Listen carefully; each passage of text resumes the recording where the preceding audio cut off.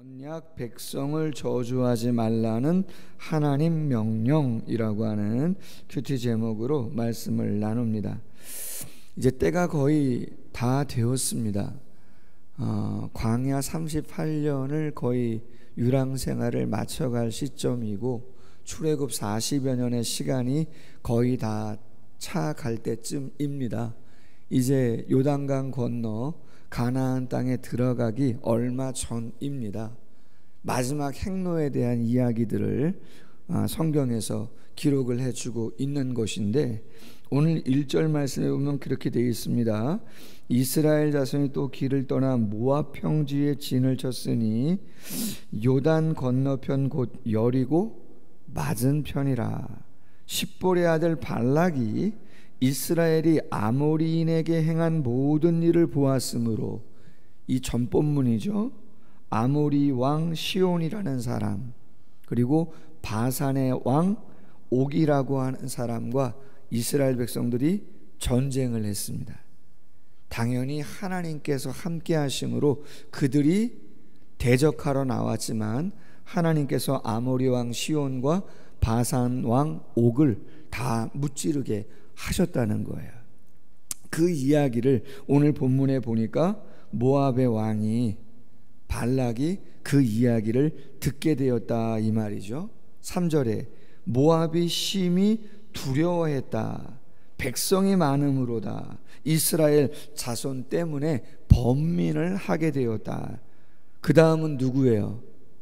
당연히 모압의 왕 발락이겠죠. 자기 민족이니까 이걸 어찌해야 되나, 길을 내줘야 되나 쉽지 않을 것 같고, 대적하자니 다 전쟁에서 졌는데 큰일 났다, 그렇게 생각을 하게 된 것이죠. 미디안 장로들이 이릅니다.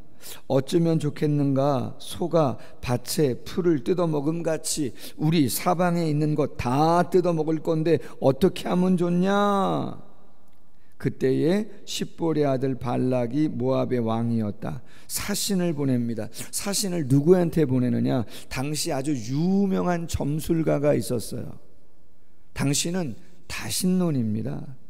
히브리 민족은 유일신 하나님을 절대적으로 섬기는 것이지만, 그 당시의 모든 사람들은 다 자기들의 부족에, 자기들의 지역에 신이 따로 있다라고 했습니다. 고대 사회의 전쟁은 그래서 신들의 전쟁이에요.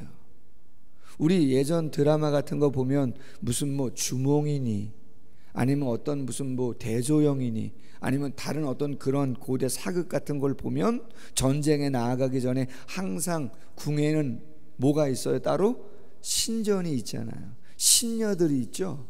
그래서 뭘 드려요? 전쟁에 나가기 전에 제사를 드린단 말이에요. 자기들이 믿는 그 신에게, 그렇죠. 그리고 그 신을 상징하는 어떠한 그러한 상징물들을 그 전쟁에 가지고 나아가죠. 특별히 이스라엘이 전쟁에 가지고 나아갔던 건 뭐예요? 그렇죠. 언약궤, 법궤를 가지고 나가죠. 신들의 전쟁으로 보았단 말이죠. 근데 그 당시 유명했던 부올의 아들 발람이라고 하는 사람이 있는데, 그 사람에게 사신을 보내죠. 왜요? 너무나 유명하니까. 그래서 그 사람이 와가지고 이스라엘 민족을 저주하게 하는 거예요. 하늘에 더 강한 히브리 민족보다 더 센 그 신에게 이 히브리 민족을 막아달라고 저주를 하도록 도움을 요청하게 되는 것이죠. 오늘 본문에 보니까 7절, 복채를 아주 많이 가지고 발람을 찾아갑니다. 부돌이라고 하는 지역에 사는 발람을 찾아가죠. 발람의 이야기를 다 듣습니다. 유숙하라, 여호와께서 내게 이르시는 대로 너희에게 대답하리라. 그러면 발람이 하나님을 믿는 사람이었을까요? 진정으로, 인격적으로? 아니에요. 그 또한 다신론자죠. 히브리 민족의 그냥 한 민족의, 소수 민족의 신이 여호와이지 않을까 하는 생각을 갖고 있는 사람입니다. 한번 묻겠다, 점쳐보겠다, 뭐 이런 이야기인 것입니다. 9절, 하나님이 발람에게 말씀을 합니다. 야, 너와 같이 있는 사람들 누구냐? 쭉 이야기합니다. 모압 왕 발락이 보낸 자들입니다. 애굽에서 나온 민족이 지면에 덮였는데 이제 와서 나를 위하여 그들을 저주하라, 그렇게 이야기합니다. 12절 뭐라고 말씀하세요? 하나님이 너는 그들과 함께 가지도 말고 그 백성 이스라엘 민족을 저주하지도 말아라. 그들은 어떠한 자들이에요? 복을 받은 자들이다. 복을 받은 자들이다. 이런 게 되게 중요해요. 예전 드라마 가운데 뭐 이런 드라마 제목이 있었던 것 같아요. 보진 않았지만 웬만해선 그들을 막을 수 없다. 웬만해선이 아니라 아예 막을 수 없는 거예요. 왜냐하면 하나님이 그들을 선택했기 때문에. 어떻게 해요? 복을 주시마. 하나님이 선택했기 때문에. 창세기 12장 1절 이하에 하나님이 누구에게 나타나십니까? 아브라함에게. 너는 본토 친척 아비집을 떠나라. 내가 내게 지시할 땅으로 가라. 너는 복을 받은 자다. 누가 복 주시기로 작정한 거예요? 하나님이 우리를 복 주시고자 작정했다. 뭐 특별한 게 있어서는 아니고 하나님의 은혜죠. 하나님의 긍휼이에요. 하나님의 일방적인 불가항력적인 사랑으로 우리를 복 주시고자 작정하셨다, 이 말이에요. 중요한 건 뭐냐면 하나님은 이랬다 저랬다 하시는 분이 아니에요. 하나님이 선택했으면 반드시 당신이 목표한 그 수준까지 우리를 견인 끌고 가신다는 거죠. 우리는 가끔 휘청휘청하고 하나님을 잊어버리기도 하고 놓는다 할지라도 하나님은 당신의 선택을 끝까지 이루어 가시는 분이시다, 그런 것이죠. 할렐루야. 그들은 복을 받은 자들이다. 놀라운 말씀이죠. 제가 늘 성경 말씀 가운데 좋아하는 말씀, 비유를 많이 드는 말씀, 퍼펙트한 본문이 어디냐면 창세기 26장이에요. 이삭에 대한 이야기가 나옵니다.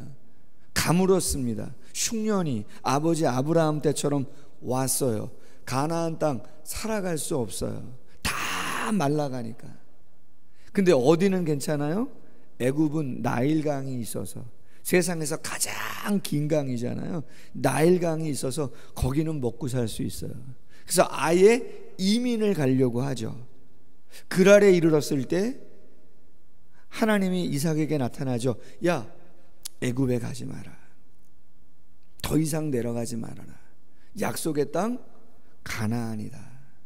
여기서 하나님이 이루시고자 하시는 그 뜻을 기다리면서 하나님 바라보면 하나님이 살게 해줄 거다. 여러분, 가장으로서는 쉬운 일이 아닙니다. 있으면 다 죽을 것 같은데. 근데 감사한 거는 이삭이 그걸 순종합니다. 성경에 보면 뭐라고 되어 있냐면 그 해에입니다. 말씀을 순종한 해에 이삭이 순종해서 농사를 지었는데 100배나 얻었다. 창성하고 번성하여 마침내 거부가 되었다. 어느 정도로? 그렇죠. 그곳에 사는 그랄의 목자들이 시기할 정도로. 이삭이 우물을 팝니다. 물이 나와요. 그랄의 목자들이 야, 이거 우리 땅이야. 너 이방인이잖아. 절로 가. 다른 데 가서 우물을 파면 또 우물이 나오고, 야, 여기도 우리 땅이야. 절로 가. 또 우물을 파니까 또 우물이 나옵니다. 하나님이 작정한 겁니다. 뭘요? 복을 주시고자, 하나님이 무슨 일이 있어도 지켜주시고자, 시기 질투가 없는 게 아니에요. 어려움이 없는 거 아니에요. 여기서 저기로 계속 옮겨가야 하는 상황도 올 수 있는 거예요. 그러나 하나님이 작정한 건 뭐예요? 복을 주시겠다는 거예요. 에색, 신나, 르호봇이라고 하는 우물을 파도 나오도록 하나님이 끊임없이 하나님께서 복을 주신 것이죠. 그랬더니 그랄의 왕 아비멜렉이 그 이야기를 다 듣고 나서 성경 말씀에 보니까 창세기 26장입니다. 26절 이하에 그의 친구 아우삿이라는 사람과 군대장관 비골이라는 사람을 데리고 이삭을 찾아갑니다. 그래서 뭐라고 말을 합니까? 28절 말씀에 보니까 여호와께서 너와 함께 계심을 우리가 분명히 보았다. 우리랑 계약을 맺자. 29절 하반절에 이렇게 말합니다. 너는 여호와께 복을 받은 자니라. 아멘. 하나님이 너희와 함께함을 봤다. 이 가뭄에 어떻게 그렇게 100배의 곡식을 수확할 수 있느냐? 우물 한번 만나는 게 평생의 소원일 수도 있는 건데 너는 어떻게 가는 데마다 우물을 파는 때마다 우물이 나올 수 있느냐? 여러분, 중동 지역의 우물은 뭐예요? 생명이에요. 아예 기반인 거예요. 우물이 없으면 형성할 수가 없어요. 하나님이 작정하신 것이죠. 여러분, 좋은 성경 구절입니다. 이사야 61장 9절 말씀에 이런 말씀이 있어요. 그들의 자손을 문나라 가운데에 그들의 후손을 만민 가운데에 알리리니 무릇 이를 보는 자가 그들은 여호와께 복받은 자손이라 인정하리라. 아멘. 하나님께서 작정하신 거예요. 문나라 가운데 그들의 후손을 만민 가운데 알리시겠다. 어떤 자들로? 야, 정말 저 사람들은 복받은 사람이구나. 내가 저 사람들 부모를 알고 조상을 알고 그들이 어떠한 그런 어려움과 고난을 당하면서 살았는지를 내가 알고 있는데, 야, 정말 저 민족은 저 가문은, 저 가정은 복을 받은 가정이구나. 진짜 하나님이 계신가 보다. 뭐가 있긴 있나 보다.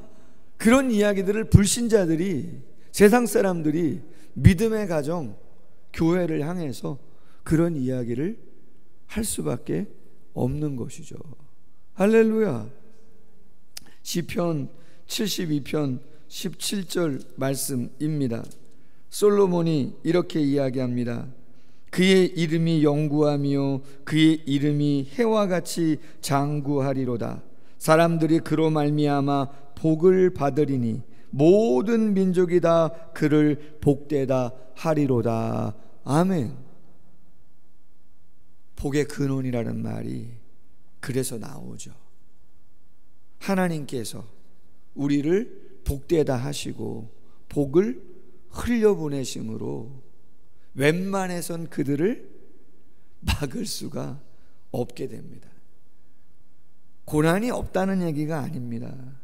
장애물이 없다는 얘기도 아닙니다. 시기 질투도 있고 세상은 치열해서 오늘 본문처럼 대적하는 사람, 전쟁들도 있을 수 있습니다.